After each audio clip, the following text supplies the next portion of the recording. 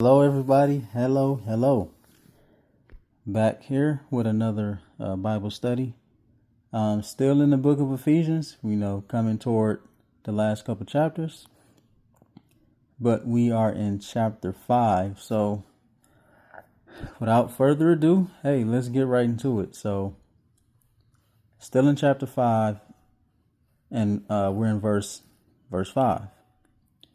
So I hope everybody's doing good. Having a good day, good weekend, everything. But yeah, let's get right to it. So verse 5 says this. I'm gonna pivot a little bit. Let me pivot. Now I may go over this twice, but let's start at verse 20. I'm gonna read verse 25 today. God willing, I'll go back to verse 5 another day. But let's go to verse 25. It says, husbands, verse 25, husbands, love your wives, even as Christ also loved the church and gave himself for it, that he might sanctify and cleanse it with the washing of the water by the word. So let's look at these two verses. So it says, husbands, love your wives, even as Christ also loved the church and gave himself for it. So the responsibility of a husband is that of Christ, how Christ is with the church.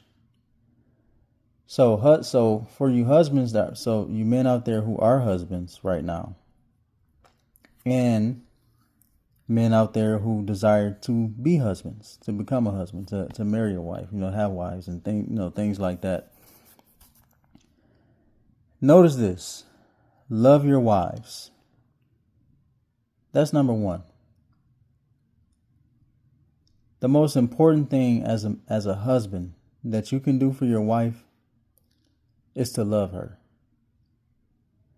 But you can't love her the way that you think she needs to be loved. And I think this is where a lot of men or husbands, let's deal with husbands, particularly husbands. I think this is where husbands err at times in their marriages, is because they love, but it's not according to how Christ loves the church. So your love for your wife has to be synonymous or the same as how Jesus Christ loves the church. Now the question is this: well, how does Jesus love the church, right? So if the Lord is telling husbands, hey, listen, love your wives the way that Christ loves the church, how do we do that as husbands? How does a husband love, and even aspiring husbands love their wives as Christ loved the church? Well, let's look at the next part of this verse. And he gave himself for it.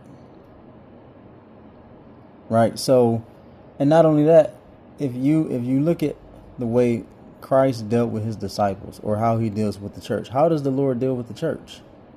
Well, it was that sacrificial love. For God so loved the world that he gave his only begotten son. Now the Father gave his son, but the Son was the one who laid his life down. So he was willing to give his life. It was the sacrificial love that he displayed for his bride, his church. He gave himself for it. So husbands, the way that you love your wife, the way that Christ loved the church, is you have to be willing to give yourself for your wife. And it's not just talking about being willing to lose your life and things like that. But let's take a look at something real quick. Let's look at 1 John chapter 3 and verse 16 to see if we can get some nuggets here.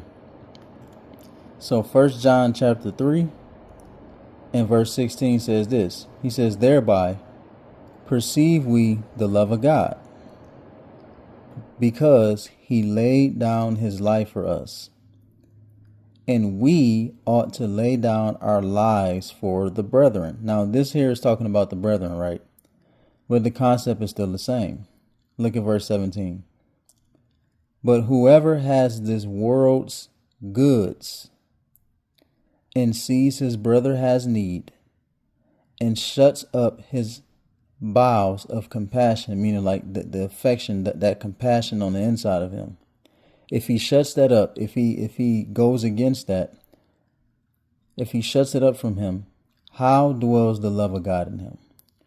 So we see also that this sacrificial love can be seen in meeting the needs of a person.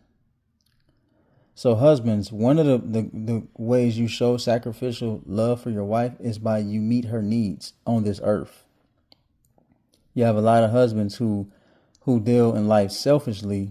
They do all these things for their own self, but they don't take care for their wife. Let's look at verse 18 in 1 John 3:18. My little children, let us not love in word. So don't just tell her you love her, neither in tongue.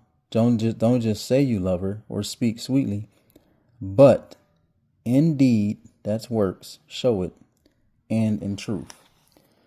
So it's not saying that you got to buy her whatever she wants or make unwise decisions. What it's saying is, if you see a need that needs to be met, meet the need. Give yourself, even to the point where you gotta let go of some things maybe you wanted to do for yourself. Like maybe you had some plans for yourself, but you see your wife has a need that needs to be met. Meet the need. Because what that does is it's a sacrifice, because you're willing to forego your own desires. Not saying they're bad, right? It don't have to be something evil. It can be a good desire, but you see a need that needs to be met, so you meet the need instead. That's sacrificial love. You're willing to give yourself. Like you are not somebody who's self-centered. You're not somebody who's thinking about only you. You're figuring out, how can I help build up my wife? How can I build her up? How can my love build this woman up? Look at verse 26. Watch this. Why do we do this? Or why should husbands do this? Husbands, love your wives. Verse 25, love your wives, even as Christ also loved the church and gave himself for it. Watch this. Verse 26. Why do husbands do this? That he might sanctify and cleanse it with the washing of the water by the word. So husbands, one of the most important things that you have to do for your wife, and it's a show of love, it's washing her with the washing of the water, which is the word of God. You have to be willing to wash this woman. See, and wives, you got to understand this. It is your husband's job to wash you. It's not your pastor's job. If you guys go to church, if not, it's not some other man, right? It's your husband's job to wash you. And you don't even want to try to pull the card and say, well, he ain't Jesus. Listen, this is the order that Christ has set. Your salvation, your washing. Let me say this, your washing, and part of your salvation, like a good part of your being saved, comes from your husband washing you with the word. Husbands, that's a huge responsibility. God is holding husbands responsible for washing their wives with the washing of the water, which is the word. So that puts pressure on you. You got to know what you're talking about. You have to make sure you're submitting to Christ, and you have to make sure the word that you're preaching to your house, to your wife, is that of the scriptures. Not something that you heard from somebody else, but you didn't confirm in the Bible. Not traditions of man, not Christianity, religion. It has to be the word. That's a very important way how you show love to your wife, is by washing her with the washing of the water, which is the word of God. This is what love looks like.